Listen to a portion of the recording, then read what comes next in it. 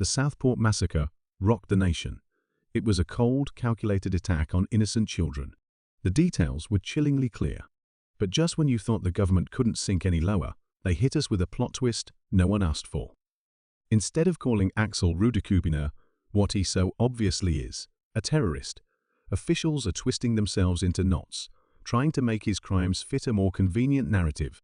Public outrage is off the charts, and rightly so.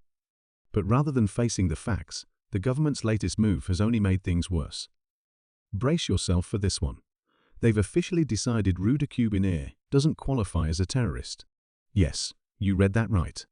This is a man who murdered 3 children, tried to kill 10 more, and hoarded extremist materials like it was a full-time job. But apparently, because he didn't have a clear ideological motive, his massacre doesn't count as terrorism. Instead, Home Secretary Yvette Cooper's big review determined his actions, despite being planned to the last detail, just don't fit the legal definition. Naturally, people are calling BS. Enter Jonathan Hall, the government's go-to guy for terrorism law, who suggests a brand new charge, non-terrorist mass casualty attack planning. Basically, it means yes, he plotted mass murder, but let's not call it terrorism. His excuse? Expanding the definition of terrorism could lead to misclassifications. Because we wouldn't want to be unfair to a guy who idolized Hitler, dabbled in deadly poisons, and slaughtered 3 kids at a Taylor Swift-themed event. After the attack, Keir Starmer jumped in with his take. Britain is facing a new threat, random acts of extreme violence from so-called lone wolves. Sound familiar? That's because it's just another way to sidestep the real issue. If the government refuses to recognize ideological mass murder for what it is, how exactly do they plan to stop it? And here's the real kicker. Rudakabana was actually flagged to the government's own Prevent Counterterrorism program. But guess what? They passed on taking him in because his ideology was too blurry.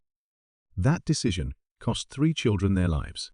And now, instead of admitting they dropped the ball, the government is rewriting definitions to make sure they never have to.